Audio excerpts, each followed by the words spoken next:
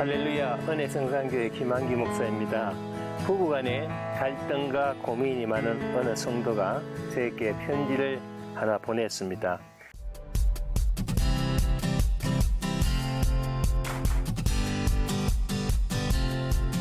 저는 40세이고 남편은 45세로 스라에 16세 된 아들과 14살 된 딸을 두고 있는 평신도 주부이며 중학교 때 우연찮게 친구를 따라 나갔던 계기로 신앙생활을 지금까지 꾸준히 하고 있다는 내용으로 시작된 그녀의 사연은 다음과 같습니다.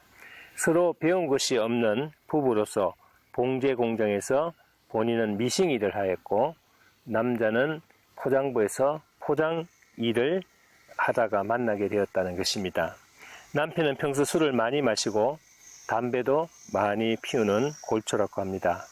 전혀 신앙생활과는 거리가 먼 사람이었는데 결혼 생활로부터 교회를 출석하게 되었다고 합니다. 그러면서 몇 번 권유를 했지만은 그 악습을 버리지 못하고 계속적으로 교회에 다니면서도 술과 담배를 끊지 못하면서 교회를 다녔다고 합니다. 우리 부부는 처음부터 뭔가 잘못된 것 같습니다. 이런 습관을 고치지 못하고 교회 안수집사로 이중적인 생활을 하는 그를 경멸하고 남편 역시 자기를 보면 재수없다 또는 마귀 같아 보기 싫다는 등의 말을 함부로 하는 사람이었습니다. 우리는 최근에 이런 일로 서로 멸시하고 무시하며 원수같이 대하며 살고 있습니다. 어디서부터 잘못되었는지 그 원인도 알 수 없고 하여튼 잠자리마저도 서로 하지 않는 현실에 도달하여 아무리 생각해도 더 이상 건너지 못하는 강을 건너온 기분으로 살고 있다는 것입니다. 남편은 몸이 약합니다.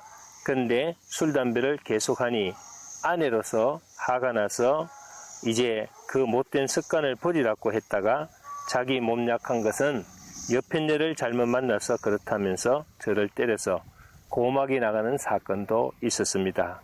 그래서 참다 못해 경찰을 불렀더니 경찰이 한 번만 더 때리면은 가정폭행으로 구속하겠노라고 하고 간 이후부터는 손찌검이 없어진 반면에 툭 하면 경찰을 불렀다고 저를 핍박하거나 심한 모멸감 및 심지어는 얼굴에 침을 뱉는 일까지 허다합니다.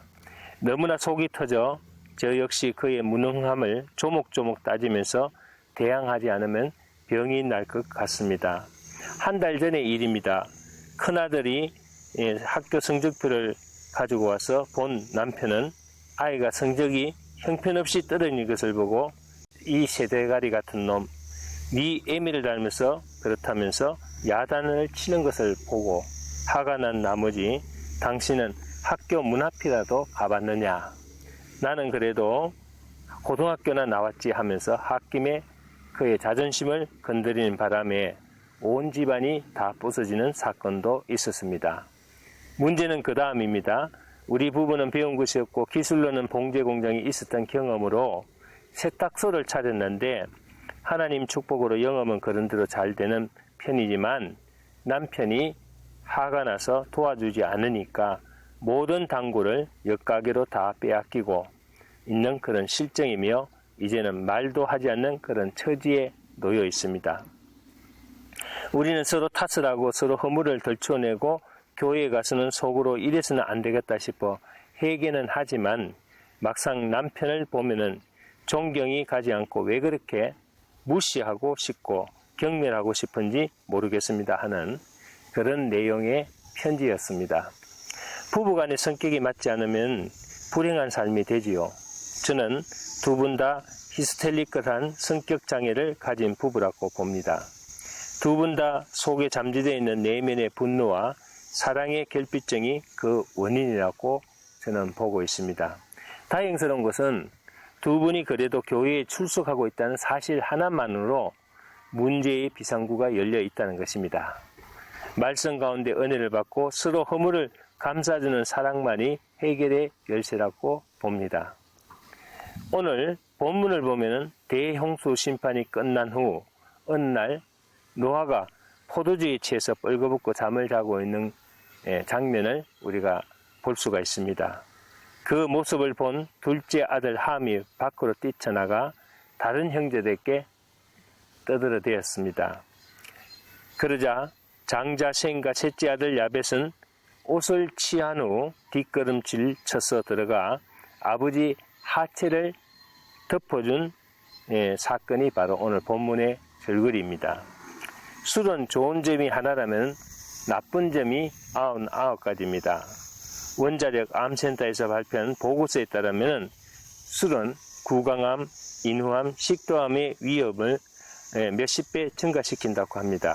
특히 담배를 피우면서 술을 마시면 그 외에 폐암이나 위암이나 간암의 위험 요소도 추가될 뿐 아니라 거기서 또 몇 배나 암에 걸릴 확률이 증가된다고 하고 있습니다. 여기서 우리가 교훈을 얻고자 하는 것은 가족 간의 허물을 어떻게 해야 하는가를 우리가 알 수가 있습니다. 첫째, 함의 태도를 보면은 22절 가나안의 아비 함이 그 아비의 하체를 보고 밖으로 나가서 두 형제에게 알림해 하고 나와 있습니다. 대부분 성경학자들은 함의 이런 태도는 자식의 도리가 아니라고 합니다. 함은 아버지의 수치를 보며 즐긴 것입니다. 그리고 형제에게 알렸다는 것은 그냥 알린 것이 아니고 떠벌렸다, 공개했다, 일렀다는 뜻입니다. 우리들 역시 가족 간이나 부부 간에 서로 흉음물은 될 수 있으면 감싸주고 사랑해야 될 줄 믿습니다. 둘째는 셈과 야벳의 태도를 보겠습니다. 23절을 보면 두 사람의 태도가 나옵니다. 옷을 취하여 자기들의 어깨에 메고 뒷걸음질 쳐서 들어가서 아비의 하체에 덮었으며 그들이 얼굴을 돌이키고 그 아비의 하체를 보지 아니하였더라. 이 두 가지 태도를 주목해야 됩니다.